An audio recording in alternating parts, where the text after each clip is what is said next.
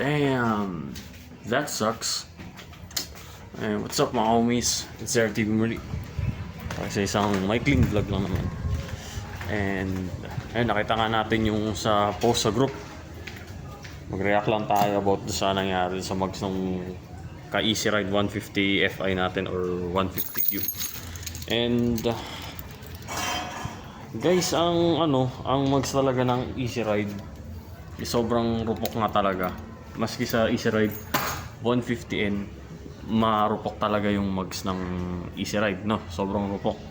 Kaya mangyayari talaga, pag nadaan ka sa lubak, lalo na pag hindi okay yung tire pressure ng ng mags mo, ay ng gulong mo, talagang kahit gaano kaliit or gaano kalaki yung lubak na yan, pag di ayos yung tire pressure ng gulong mo, talagang mayayari yung mags mo niyan. Here today, review natin tong check natin tong mags natin, yung mags ni ZeraQ kung okay pa.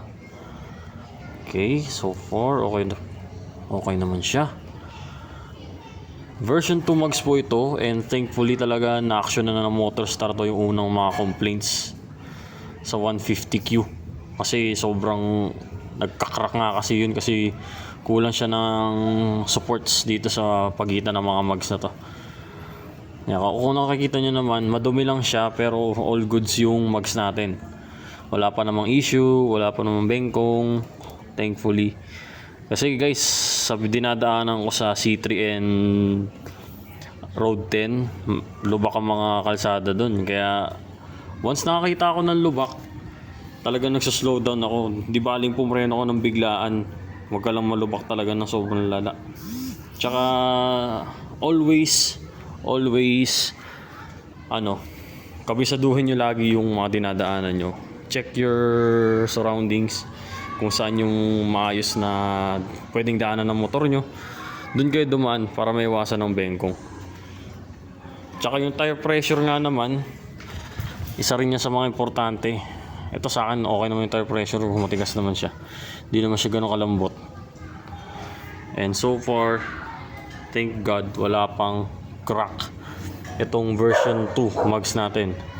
And hopefully pagdating ng mga, sana tumagal itong mags na to. Ayoko rin kasi mag-convert kaagad ng mags ng NMAX para lang maiwasan yung yung issue sa mags. Kasi yung ganda naman talaga ng design ng ng mags ng Easy Ride 150 Fi and 150Q. Kung makikita nyo naman, madumi lang talaga. Kasi kadalasan ng mga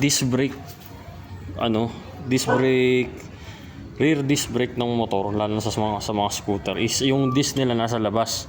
Ito kasi rear design to, nasa loob. Ayan magandang design. Kaya sayang naman kung i-convert kagad natin. For example, nasira, hindi pinalitan ng kasa, hindi pinarantin ng kasa, tapos magko-convert tayo. It will cost a lot of money. Napakamahal na magpa-convert. Nakita ko nga lang doon sa isang post sa group is 6,000. Megit 6,000 ang presyo. Yung conversion pa lang yun parang labor and machine. Pagma-machine shop ng pagre-respline ng rear axle nyo, talagang mahal aabutin. Hindi pa kasama dun yung mags. Kaya sobrang not budget friendly. Yan, hindi lang sa front hindi lang sa rear mags natin na dapat check natin, kundi sa front mags din natin.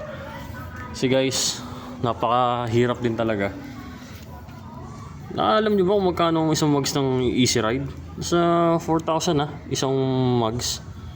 Lalo na sa likod. Mahal ng mags ng Motorstar, kala niyo ba? Kaya ako iniingatan ko talaga to na wag malubak or wag magbumengkong talaga, kasi mahirap guys.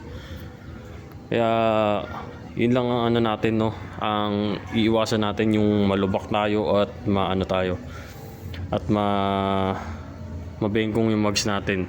Tsaka always check your tire pressure nga naman. Kasi wag tayo masyado sa malambot at wag tayo masyado sa matigas. Yung tamang lang naman, tamang tire pressure lang. Hindi yung sobrang ano. Hindi sobrang tigas, hindi sobrang lambot. Ayan, maulan pa rin ang panahon dahil may bagyo tayo. Kaya ito sa Syracuse, naka-tenga lang. Pasok ulit ako mamaya sa trabaho and nga pala guys, nag-record ako ng POV na habang nire-ride ko to si Syracuse. And habang nire-ride ko siya, malakas ang ulan nun and dumaan ako sa baha. And hopefully mas salvage ko yung footage na yun, ma-upload ko sa channel. And para ma-share ko rin sa inyo kung ano yung tsura pag nire-ride to sa baha. Actually, hindi ko naman talaga gustong i-ride talaga sa baha to. Pero no choice ako guys kasi yung kalsada dito sa amin is bahain talaga. No choice ako kaya kailangan ko talaga ilusong sa baha to. Pero hindi naman yung sobrang lusong na abutin yung makina. Yung tamang lusong lang. Siguro abutin yung radiator yun. Yung ganung point na ng baha. And yung footage yun hopefully nga ma-upload ko sa YouTube channel natin.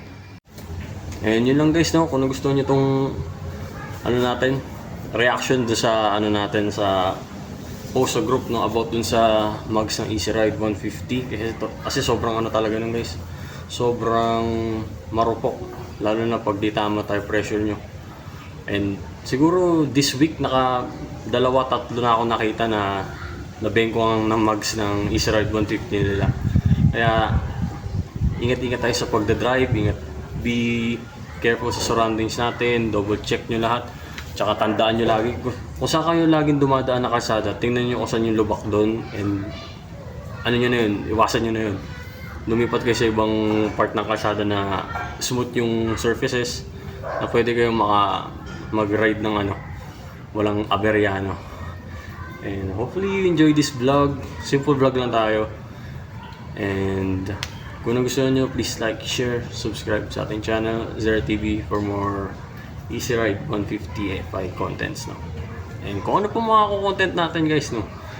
Kasi natutuwa ako sa inyo, kahit pa paano nanonood kayo sa akin. Hopefully may natututunan tayo sa mga about discussions na ginagawa natin. And yeah, that's it. This is Zera TV, ride safe sa lahat. Zera TV out.